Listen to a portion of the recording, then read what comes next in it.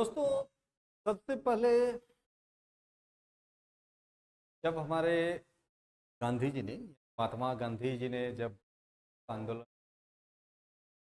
की आगाज किया 1942 42 में भारत छोड़ो आंदोलन, धीरे धीरे अंग्रेजों ने एक प्रकार का चाल चलने की कोशिश किया था। डोमिनियन स्टेट देने के बारे में सोच बातचीत भी, परंतु हमारे भारत के आज़ादी में जितने सेनानी ने बढ़ चढ़ करके हिस्सा लिया के कारण आज हमारे देश आज़ाद तो हो गया 1947,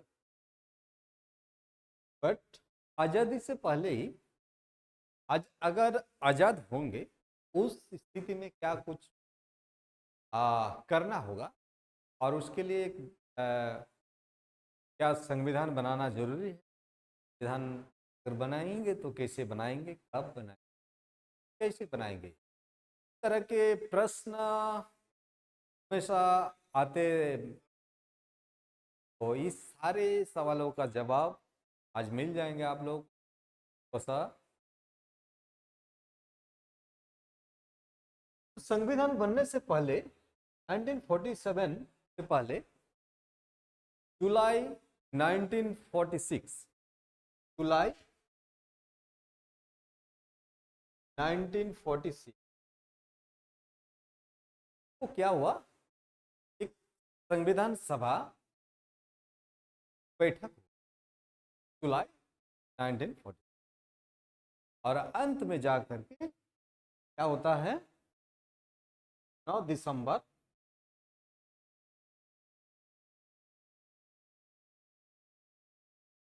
1946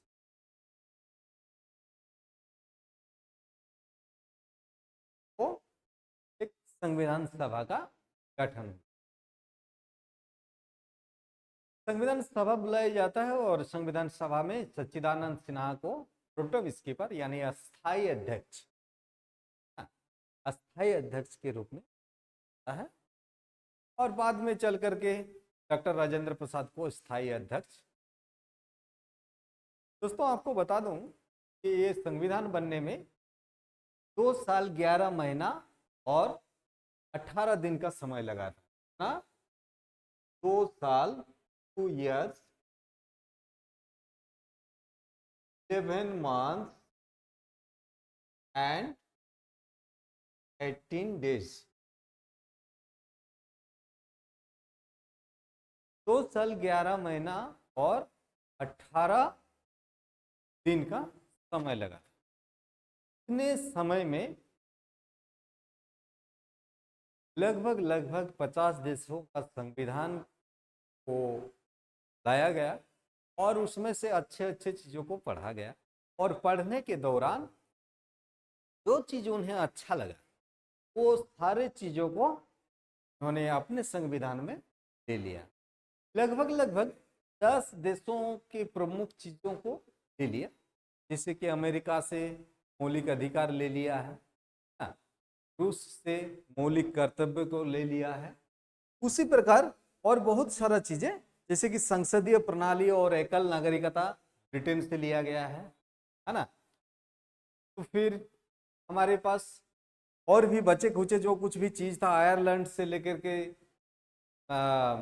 कनाडा हो गया, जापान हो गया, जर्मनी हो गया, है ना, ये सारे देशों से कुछ संविधान में जोड़ा गया है और कुल मिला करके 26 नवंबर को 26 नवंबर 1949 को ये बन करके तैयार हो गया है ना। संविधान बन करके तैयार हुआ 26 नवंबर 1910 को, लेकिन उससे 2 दिन पहले 24 नवंबर को अंतिम बैठक हुआ था। कुछ चीजों में अगर किसी प्रकार की चेंजिंग करना पड़े तरह के लिए 1-2 दिन पहले की बैठक हुई थे और 26 नवंबर के ठीक 2 महीना बाद जा करके 26 जनवरी 1950 ना, 26 जनवरी 1950 को ये हमारे कंट्री जो है एक रिपब्लिक कंट्री की तरह हो जाता है, यानी गणतंत्र बन जाता है, एक गणतांत्रिक देश रिपब्लिकल बन जाता है। तो ये जो संविधान बना, और संविधान बनने के पीछे बहुत सारे देशों का संविधान को लिया गया है। उनमें से कुछ प्रमुख चीजें, जैसे कि ब्रिटेन से लिया गया, ब्रिटेन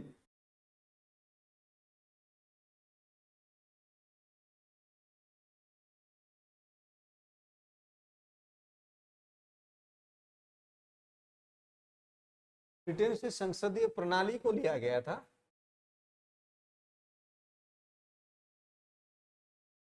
उसके बाद एकल नागरिक, एकल नागरिक, है ना, ब्रिटेन से लिया गया। अमेरिका से लिया गया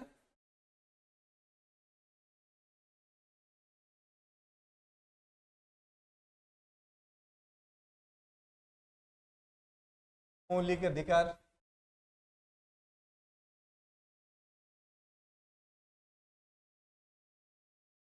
रूस,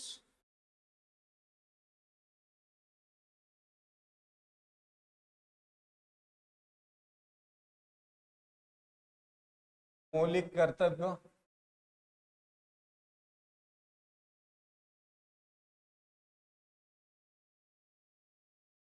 और आयरलैंड,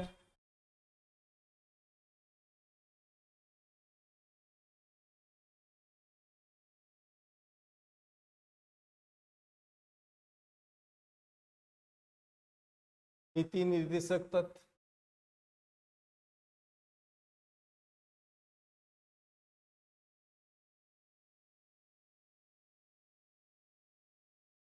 तो इस तरह से अलग अलग चीज संविधान में, हमारे देश के संविधान में जोड़ा गया। इसके अलावा दक्षिण अफ्रीका,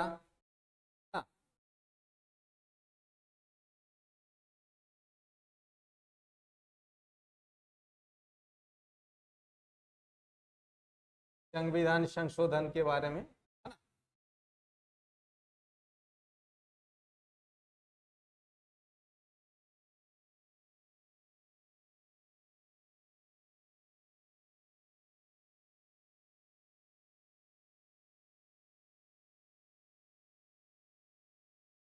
तो ये सारी चीज अलग अलग देशों से दिया गया है।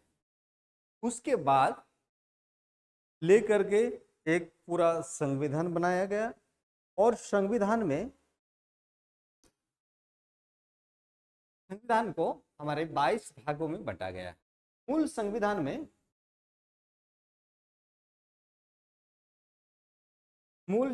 में भाग 22, अनुसूची 8, अनुच्छेद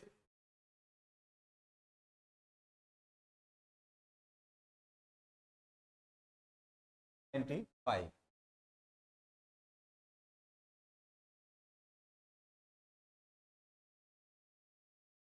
वर्तमान में भाग 22 है, लेकिन कुछ कुछ भागों में ए बी यानी क ख, और कुछ भागों में क तक ही सीमित है। तो में कुछ लोग कहते हैं कि भाग 25 है, परंतु नंबर वाइज भाग 22 ही है। और अनुच्छेद में भी 395 से, अगर कुछ लोग कहते हैं कि उसमें 448 है, और तरह तरह की चीजें बोलते हैं जो काउंट किए होंगे उस टाइप से, परंतु ऐसा बिल्कुल भी नहीं है। टोटल नंबर ऑफ आर्टिकल्स है 395 ही है आज तक। और अनुसूची जो था 8 को बढ़ा करके और 4 जोड़ा गया है, कुल अनुसूची आज के डेट में हो गया है 12। तो हम लोग आगे डिस्कस करते हैं के बारे में, क्या क्या 22 भागे हैं।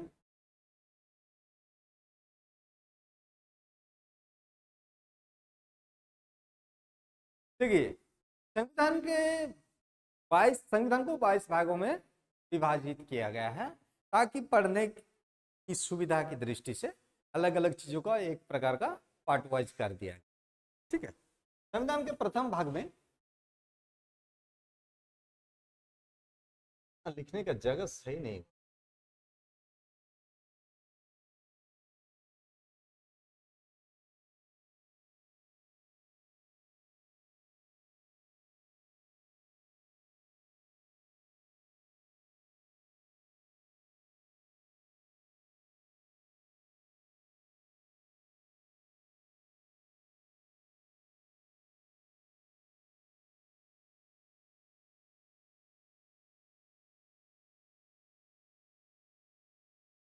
आता है संघ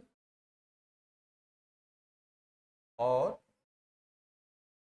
का राज्य क्षेत्र।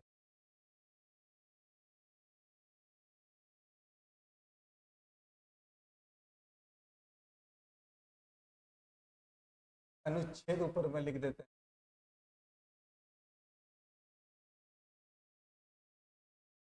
कितना से कितना, हाँ, एक से लेकर के 4 के अंतर्गत। दूसरे में आता है नागरिकता।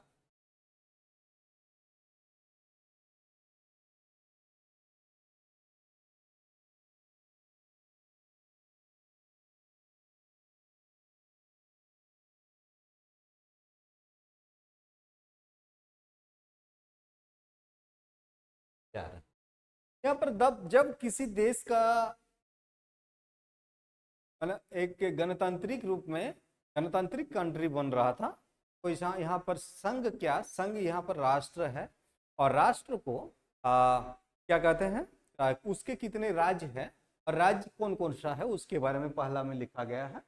में आते हैं नागरिकता, यानी उस राज्य के, उस संघ के, उस देश के नागरिक कौन कौन लोग हैं उसके बारे में हमको अनुच्छेद 5 से 11 के अंतर्गत।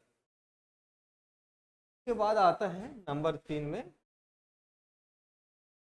मौलिक अधिकार।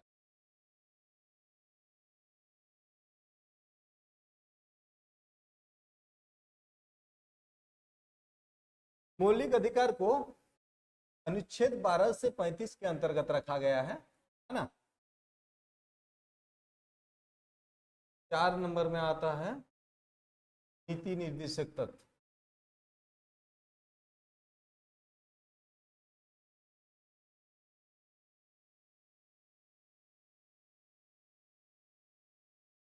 नीति निर्देशक तत्व, और इसको 36 से लेकर के 51। और ए में आता है मौलिक कर्तव्य।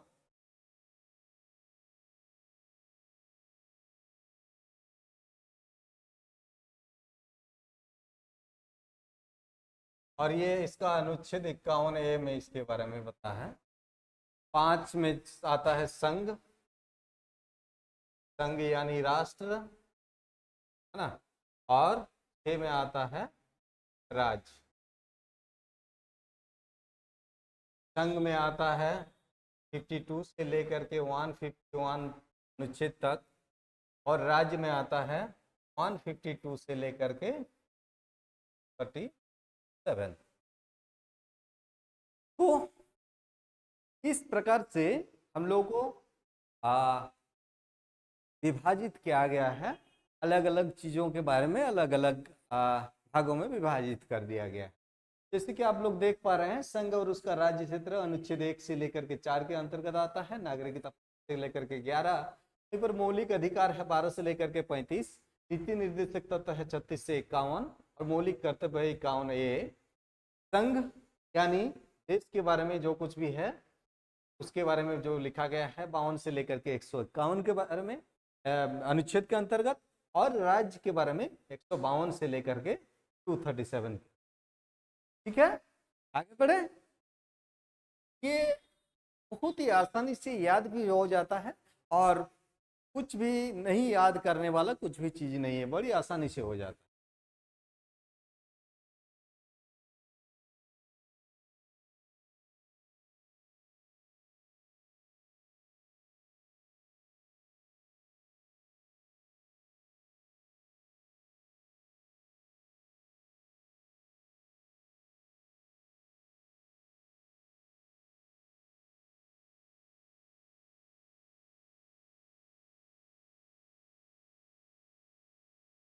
हाँ, हक साथ पर अनुच्छेद लिख देते हैं।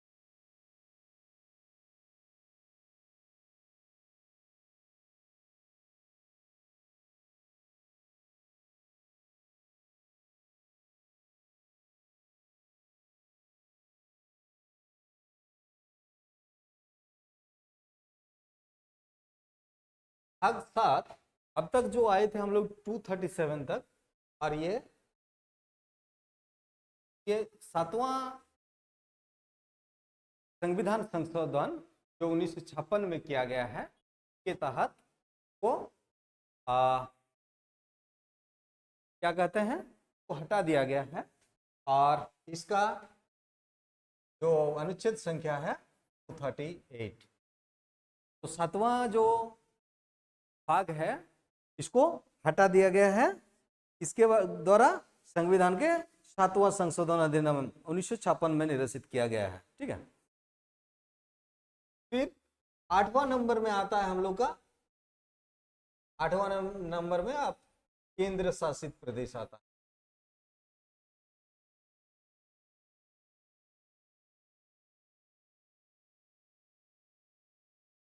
केंद्र शासित प्रदेश, और केंद्र शासित प्रदेश के बारे में हम लोग को जानकारी मिलता है अनुच्छेद 239 से लेकर के 242। ठीक है, केंद्र शासित प्रदेश। उसके बाद आता है पंचायतें।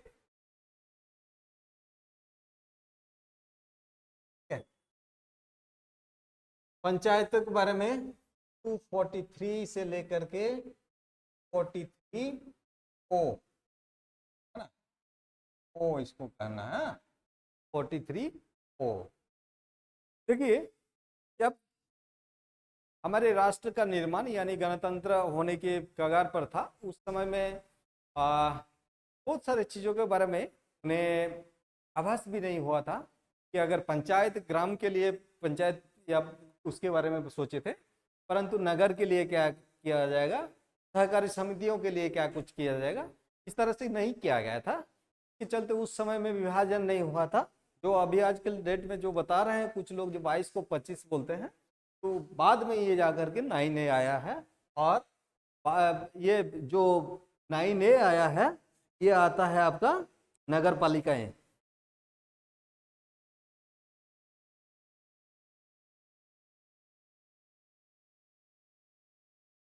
नगर पालिकाएं, है ना। और नगर पालिकाओं वो आ गया है यहाँ पर 243 से लेकर के 43 एड सी तक। फिर आता है सहकारी समितियां।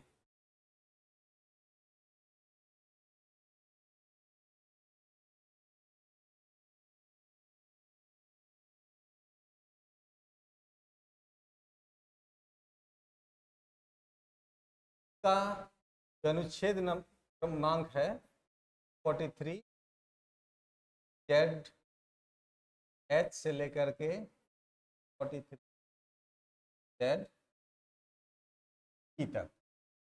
ठीक है, इस तरह से अनुच्छेदों को अलग अलग में बांटा गया, काहे कि यहाँ जो पंचायत के बारे में किया गया था वहाँ तक 243 तक ही सीमित था, परंतु ये जो 9A और B बाद में इसमें संशोधन करके जोड़ा गया है, जिसके चलते उसके बारे में बताया नहीं गया था।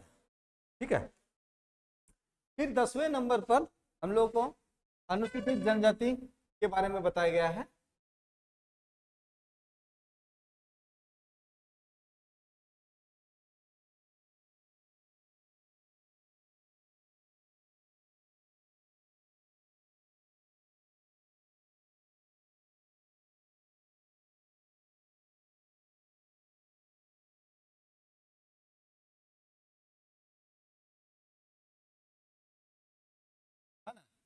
अनुसूचित जाति और जनजाति के बारे में। ठीक है, और इसका आपका क्रम संख्या जो हो जाता है कि 244 और 244A। पहले ये 244 में ही था, परंतु बाद में इसको और एक कलम को जोड़ा गया है। ठीक है,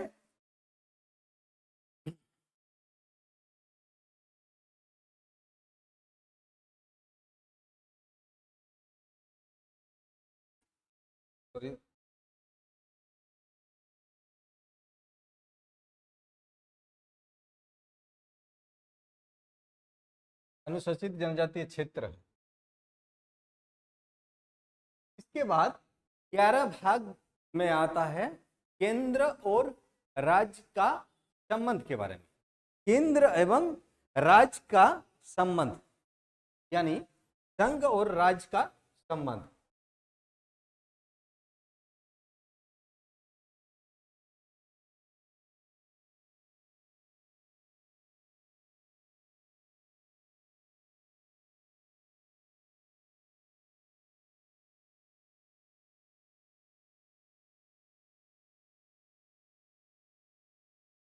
ये आता है 245 टू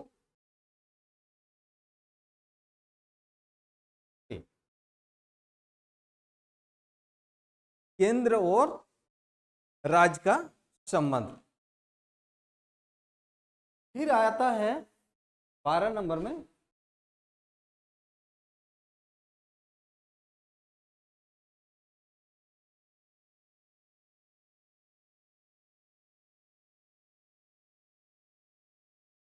आता है वित्त संबंधी, वित्त संपत्ति संविदाएं और बाद।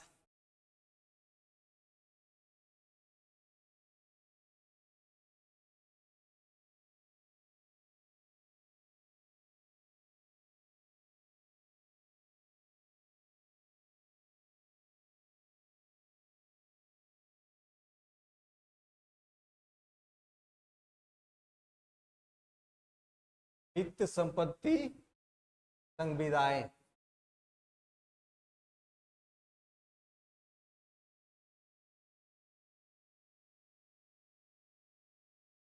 और बाद।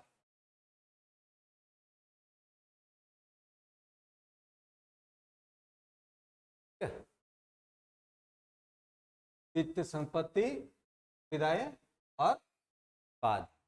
हम लोग आ गए थे इससे पहले। अभी ये जो आएगा 264 से लेकर के 300 तक वित्त संपत्ति संविदाएं और बाद।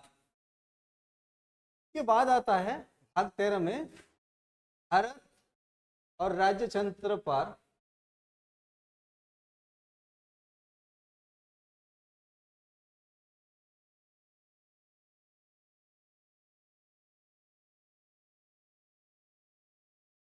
व्यापार वाणिज्य और समागम। व्यापार वाणिज्य और समागम को P01 से लेकर के P07 तक में रखा गया। ठीक है, भारत और राज्य क्षेत्र के अंतर्गत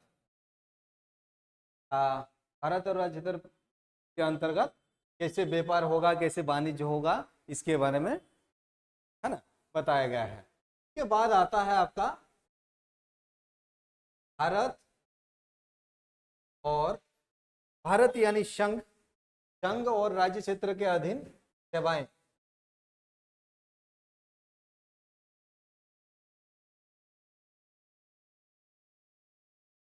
संघ और राज्य क्षेत्र के अधीन सेवाएं।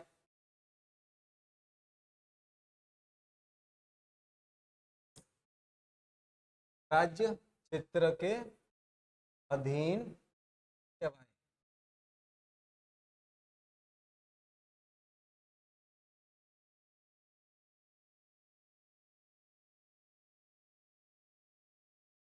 ठीक है,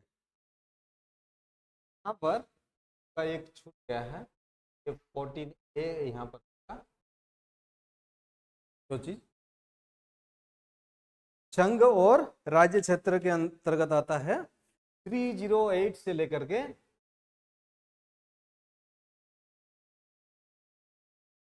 323 अनुच्छेद के अंतर्गत, और 14A में हमारे जो अधिकरण है जिसमें हम लोग यूपीएससी से जितने सारे ऑफिसर्स को नियोग करते हैं उसको अधिकरण के बारे में बताया गया है, यानी न्यायिक अधिकरण को 14A के अंतर्गत रखा गया है।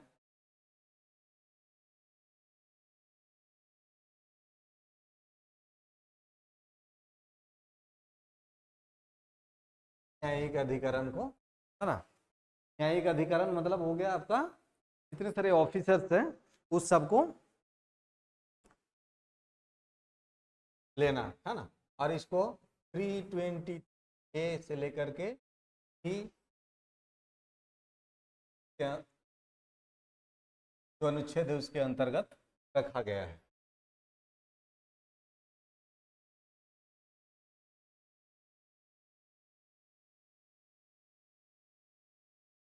ठीक है, जो भाग 15 है में निर्वाचन के बारे में बताया गया है। निर्वाचन, और इसका अनुच्छेद 324 से लेकर के 329A में वो रखा गया है। भाग 16, भाग 17 में है हमारा राजभाषा, राजभाषा को रखा गया है। भाग 16 में आप कहता है कुछ वर्गों के लिए विशेष उपबंध, यानी SC ST के लिए, है ना, कुछ वर्ग मतलब यहाँ पर है SC ST के लिए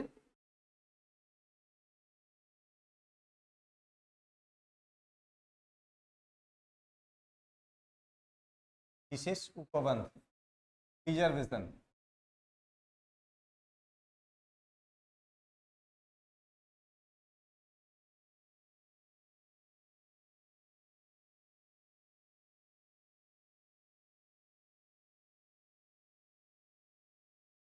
फिर आता है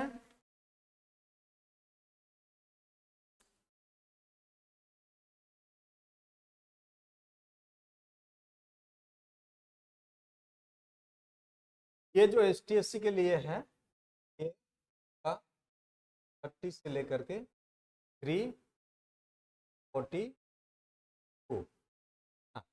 और राजभाषा के लिए है 343 लेकर के 43 से लेकर के 31, है ना। फिर आता है आपातकालीन उपबंध। आपातकालीन उपबंध होता है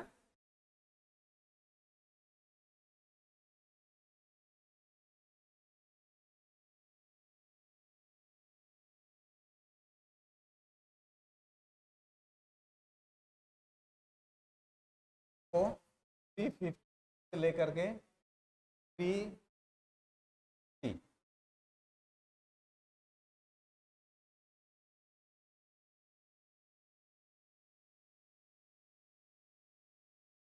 60 के अंतर्गत रखा गया है।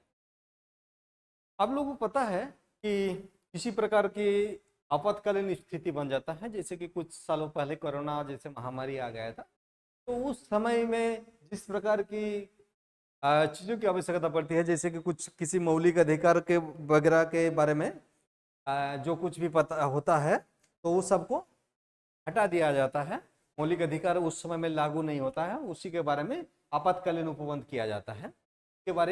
उसके पहले जो है राजभाषा, देखिए तो राजभाषा जब आया, राजभाषा के बारे में मैं थोड़ा सा बता दूं। हमारे देश का राष्ट्रभाषा आप लोग बताते हैं, बहुत सारे लोगों के मुंह में सुने होंगे हिंदी है, परंतु ये जो इसके बारे में राष्ट्रभाषा हिंदी के बारे में जब बात उठी थी उस समय में दक्षिण भारत के विशेष करके 4-5 राज्यों में आंध्र प्रदेश, तमिलनाडु, केरल और कोई भी है, हाँ, तो इन लोगों ने इसका विरोध किया था और हिंदी को राष्ट्रभाषा के रूप में अपनाने में मना कर दिया था, कारण अभी राजभाषा के रूप में जाना जाता है। और फिर आपातकालीन उपबंध हो गया और बाकी जितने सारे चीज था उसको प्रकीर्ण या विविध कहते हैं। मतलब इतने प्रयास करने के बावजूद भी अगर किसी प्रकार की समस्याएं या दिक्कत रह गया है तो उसको क्या किया उन्होंने, तो 61 से लेकर के 367 के अंतर्गत रख दिया। क्या चीज को, जितने सारे चीज था उसको, उस बाकी सारा चीज जो है उसको आप वहां पर रख दीजिए, ताकि अगर भविष्य में उसका जरूरत पड़े तो उसमें हम लोग कर लेंगे। ठीक है, आगे बढ़ेंगे और भाग 20 जो है, हाँ, भाग 20 जो है क्या है, संविधान संशोधन के बारे में बताया गया।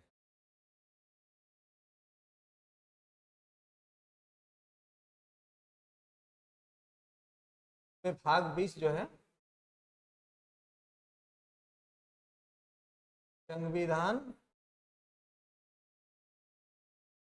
संशोधन, संविधान संशोधन के बारे में बताया गया है और ये है आपका 368। 368 क्या है, संविधान संशोधन, अनुच्छेद 368 संविधान संशोधन के बारे में बताता है। और इसके बाद जो बचा खुचा था उसके बारे में बताया था अस्थाई संक्रमणकालीन आपका विशेष उपबंध। मतलब एक ट्रांजिशन पीरियड में चल रहा था ना, ट्रांजिशन पीरियड, एक राज व्यवस्था से पूरी तरह से प्रजातंत्र में विश्वास करना यानी गणतांत्रिक व्यवस्था में पूरी तरह से आने के कारण ये एक अस्थाई संक्रमणकालीन जो जिन सारी चीजों का दिक्कत था उस सारी चीजों के लिए ये कलम को रखा गया है। और इसके अंतर्गत 369 से लेकर के 369 से लेकर के अनुच्छेद 392 तक को रखा है। अस्थाई संक्रमणकालीन कहते हैं, अस्थाई संक्रमणकालीन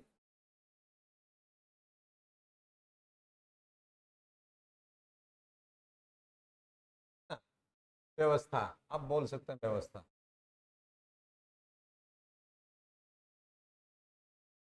और भाग 22 में जैसे कि आपको पता है हर एक चीज का जाकर के संक्षिप्त नाम होता है, साथ में एक कंक्लूजन होता है जिसे हम लोग निरसन कहते हैं, और प्रारंभ होता है। ये सारी चीजों के बारे में उसमें बताया गया है।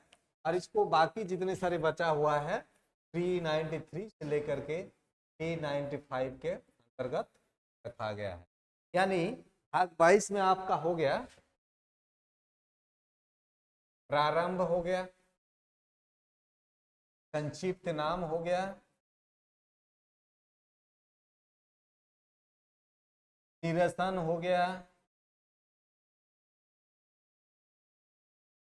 और हिंदी में प्राधिकृत पाठ।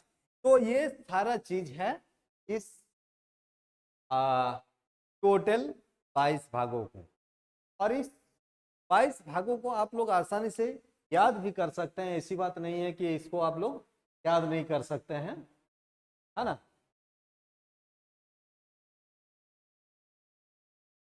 हाँ।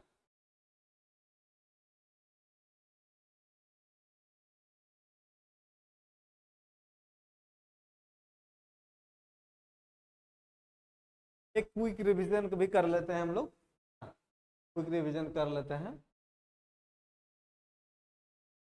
क्विक रिवीजन में हम लोग भाग 1 में आएगा हम लोग का क्या, संघ और उसका राज्य क्षेत्र का अनुच्छेद नंबर कितना है, अनुच्छेद संख्या 1 से लेकर के 4 में आता है। भाग 2 में आता है क्या, नागरिकता। नागरिकता का अनुच्छेद 5 से 11। 3 नंबर में क्या आता है, मौलिक अधिकार आता है। मौलिक अधिकार का कितना है, 12 से लेकर के 35। फिर आता है नीति निर्देशक तत्व। नीति निर्देशक तत्व कितना में आता है, 36 से 51। फिर आ गया मौलिक कर्तव्य, 51A में है। 51A इधर आ गया 4A। मौलिक कर्तव्य कितना भाग में है, 4A में। भाग 5 संघ। संघ को कितना से कितना तक में गया है, 51A हो गया, 52 से लेकर के 151। फिर आता है संघ के बाद राज्य। राज्य में 152 से लेकर के 237। भाग 6 हो गया। भाग 7वां संविधान संशोधन 1956 द्वारा पारित होकर के क्या किया गया, अनुच्छेद नंबर 238 को पूरी तरह से निरस्त कर दिया गया। ठीक है। फिर आता है क्या हुआ, हम लोग अब तक संघ हो गया, राज्य हो गया, अभी क्या बचा, केंद्र शासित प्रदेश। केंद्र शासित प्रदेश कितना में आया, 239 से लेकर के 242 आया। फिर क्या आया, पंचायतें आया। पंचायत को कितने में किया, का अनुच्छेद नंबर 243 हो गया। 243 से लेकर के 43P है ना, 243 से लेकर के 243 सॉरी ओ। फिर पंचायत के बाद आता है नगर पालिका। नगर पालिका कितना हुआ, 243। पी के बाद ओ के बाद होता है पी से लेकर के ZT तक। फिर आता है नगर पालिका सहकारी समितियां, ZH से लेकर के ZT 243 के अंतर्गत आता है। 43 ZT से लेकर के ZH से लेकर के ZT को आता है सहकारी समितियां। फिर आता है क्या, SC/ST रिजर्वेशन के लिए बारे में बताया गया है। SC/ST के लिए कितना, 244 और 245, 244A। ठीक है। फिर आता है केंद्र और संघ के बारे में संबंध आता है, तो ये लेते हैं कितना, 245 से लेकर के 263। ठीक ना। फिर आता है वित्त संबंधी, वित्त क्या है, हाँ, वित्त संपत्ति संविदाएं और बाद। वित्त संपत्ति संविदाएं और बाद, तो ये आता है आपका 264 से लेकर के 300A। ठीक है। फिर आज आ गया हमारा भारत और राज्य क्षेत्र के अंतर्गत क्या होता है, व्यापार वाणिज्य और समागम को लेते हैं आपका अनुच्छेद 301 से लेकर के 307। ठीक है। फिर आ जाते हैं किसमें लोग, व्यापार, भारत और राज्य की अधीन सेवाएं। ठीक है। तो 308 से लेकर के 323 तक को इसको रख लेते हैं वहां पर। ठीक है। फिर आ जाता है हमारे भाग 14 में हो जाता है हमारा क्या, अधिकरण। इसमें आता है 323A और 323B। भाग 15 में फिर आ गया हम लोग का निर्वाचन। निर्वाचन के बारे में 324 से लेकर के 329 में बताया गया है। फिर आता है हम लोग का निर्वाचन के बाद क्या, ST/SC, कुछ राज्यों के लिए विशेष जो ST/SC की व्यवस्था के बारे में बताया गया है, वो कितने में आ रहा है, फिर 324 से लेकर के 330 से लेकर के 342, 342, 330 से लेकर के 342। फिर आ रहे हैं हम लोग का राजभाषा। राजभाषा 343 से लेकर के 351। फिर राजभाषा के बाद हो गया आपातकालीन उपबंध। आपातकालीन उपबंध के लिए हो गया 352 से लेकर के 360। फिर 360 है ना। फिर संविधान संशोधन के बारे में बताया गया है बाद में 368। उससे पहले क्या आता है, प्रक्रिया, यानी मतलब कुछ चीजों को जो छूट चुका था उसको, और के बारे में 361 से लेकर के 367 में आ गया है। और लास्ट वाला जो है क्या है, 393 से लेकर के 395 जो है, इसमें प्रारंभ, संचित नाम, निरसन और हिंदी में प्राधिकृत पाठ। और उससे पहले वाला 369 से लेकर के 392 को लिखा गया है।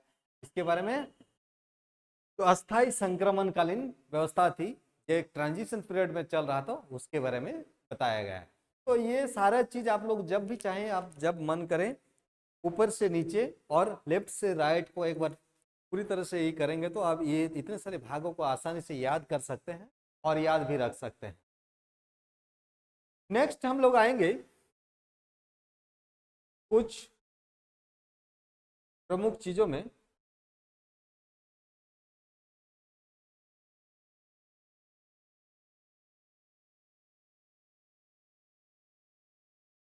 आप भेजे नहीं।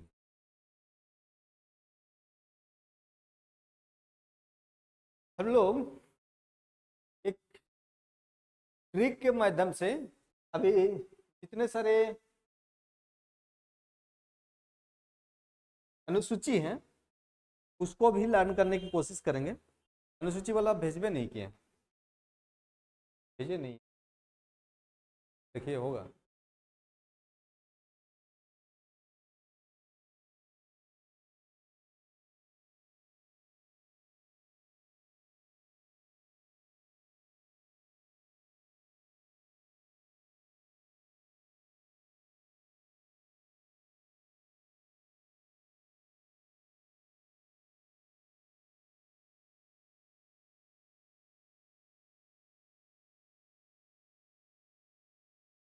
टोटल नंबर ऑफ अनुसूची जो है, अच्छा पहले सबसे पहले सूची को देख लेते हैं, उसके बाद अनुसूची में आएंगे। देखिए हमारी सूची जो है, सूची में कुछ संघ अपने पास रख लिया है, कुछ राज्य को दे दिया है और कुछ दोनों के पास है ना?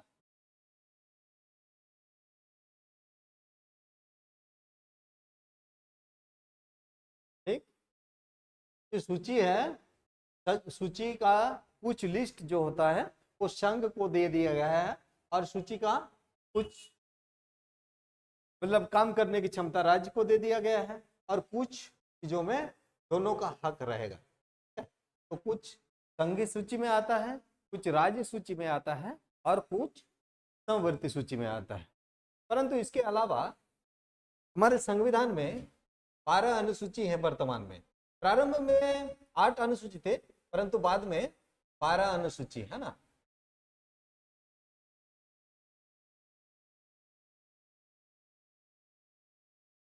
वर्तमान के समय में अनुसूची 12 है। और इस 12 अनुसूची को कैसे याद रखा जाए उसके लिए मैंने एक ट्रिक बनाया हूं। और इस ट्रिक ऐसा है, आरपीएस ने सीटों के लिए एससी एसटी की शक्ति की भाषा बोलकर संपत्ति को दल बदल कर पंचायत एवं नगरों में दे दिया। क्या है?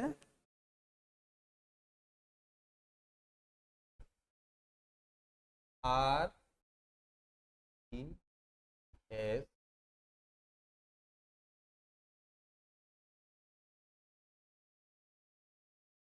बिजनेस को लेकर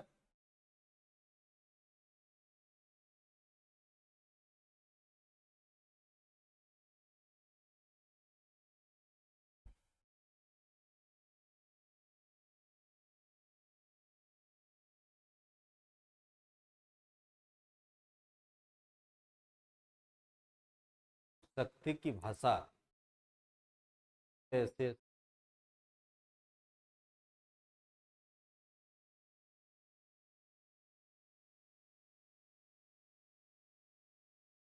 पत्ती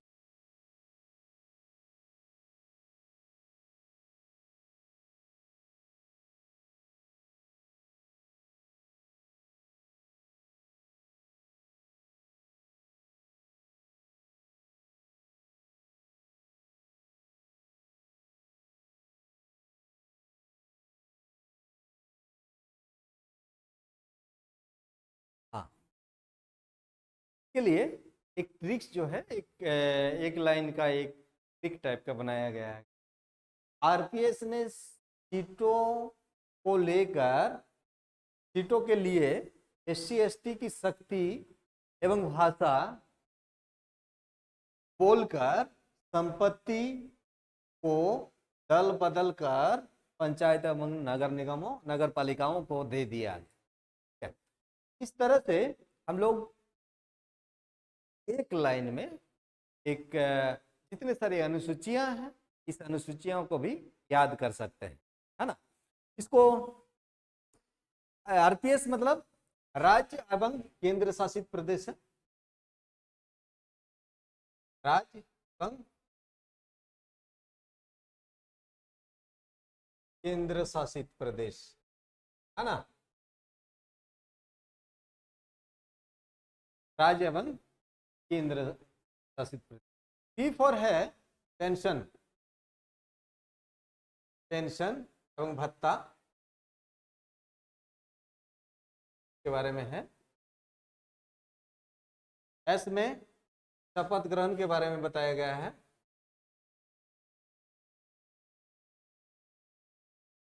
सीट मतलब यहाँ पर राज्यसभा के सीटों का विवरण बताया गया है।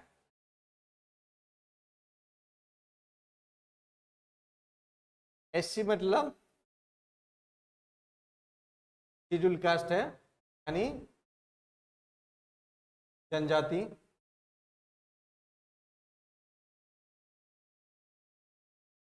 एसटी मतलब शेड्यूल ट्राइब, यानी क्या है, शेड्यूल ट्राइब, यानी आता है आपका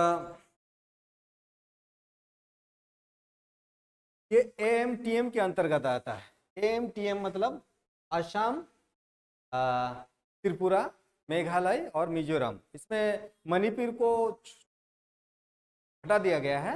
एएम और टीएम, असम,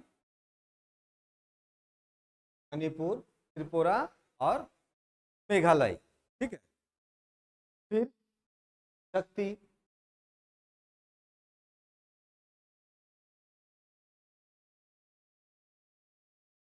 भाषा, शक्ति मतलब संघ और राज्यों के बीच शक्ति का बंटवारा, और भाषा मतलब कहाँ पर किस प्रकार की भाषा बोली जाएगी उसके बारे में उल्लेख है। फिर संपत्ति का अधिग्रहण, जैसे किसी प्रकार की हम लोग का सरकारी कुछ कामकाज होता है ना, तो कुछ कामकाज में जैसे कि कोई मोटा सा सड़क या रोड बन रहा है, तो आप लोग देखे होंगे कि हमारे जमीन को सरकार अधिग्रहण कर लेते हैं। तो इस प्रकार के बारे में, जो अधिग्रहण के बारे में, संपत्ति का अधिग्रहण के बारे में इस अनुसूची में बताया गया है। पर फिर इसमें आता है संपत्ति का अधिग्रहण, है ना, ये अधिग्रहण के बारे में है। संपत्ति का अधिग्रहण, और ये दल बदल करने का प्रावधान के बारे में बताया गया है। और पंचायत में कितने सारे चीजें हैं जिसको हम लोग क्या कर सकते हैं, पंचायत राज कर सकते हैं। पंचायत राज होता है जब पंचायत में जो कुछ भी चीजें होता है उसको पंचायत राज के अंतर्गत आता है। और नगर पालिकाएं, नगर पालिका जैसे शहर में होता है नगर पालिका, गांव में पंचायत होता है, नगर पालिका, नगर निगम, है ना। तो ये सारा चीज हम लोग आसानी से 12 अनुसूची को याद कर सकते हैं एक लाइन में, ठीक है। आते हैं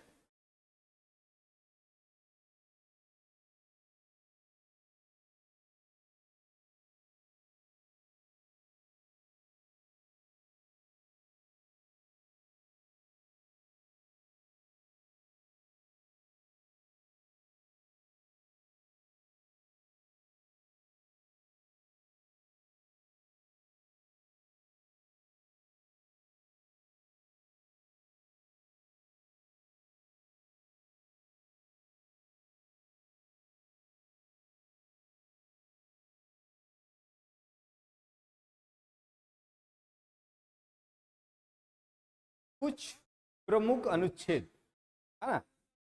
आप लोग देखे होंगे अनुच्छेद से रिलेटेड बहुत सारे क्वेश्चंस आता है, और इसको अगर ट्रिक वाइज अगर इसको का उत्तर हम लोग याद कर लेते हैं, कहीं भूलने के चांसेस बहुत ज़्यादा कम रहता है। क्या कि बहुत ज़्यादा अनुच्छेद है और इतने अनुच्छेद से रिलेटेड क्वेश्चंस भी नहीं आता है। कुछ ही अनुच्छेद हैं तो बार बार आता है, और इस सारी चीज़ों को जानने के लिए हम लोग कुछ ट्रिक का यूज किया गया है। जैसे कि हम लोग का राज्यपाल के बारे में 153 में बताया गया है। इसके लिए एक ट्रिक बनाया है, राजा का नाक जोगा से साफ। ये 153 से लेकर के अनुच्छेद 159 तक का जितने सारे चीजें हैं ये इसी के अंतर्गत आ जाता है। राजा यानी राज्यपाल हो गया, का यानी कार्यपालिका होता है, ना यानी का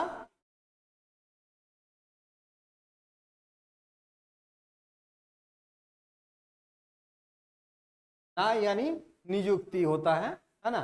फिर का होता है कार्यकाल, योगा योग्यता क्या होना चाहिए, से मतलब के होता है सेवा, ये होता है आपका सेवा एवं शर्तें। और 159 में तक आता है शपथ ग्रहण के बारे में। और इसके बाद लास्ट में 161 जो होता है इसके बारे में, लास्ट में जो होता है ये का कैसे अगर किसी प्रकार की दिक्कतें आई तो राज्यपाल को कैसे हटाया जा सकता है। उसी प्रकार हमारे और एक ट्रिक भी है जो राष्ट्रपति के बारे में बताया गया है। राष्ट्रपति के बारे में कि इस चीज को आपको लर्न करना होगा कि राष्ट्रपति की शक्ति, निर्वाचन रीति, पात्रता पदावधि पात्रता, अर्हताएं शर्तें, प्रतिज्ञान प्रक्रिया, आकस्मिक मृत्यु होने पर पदावधि।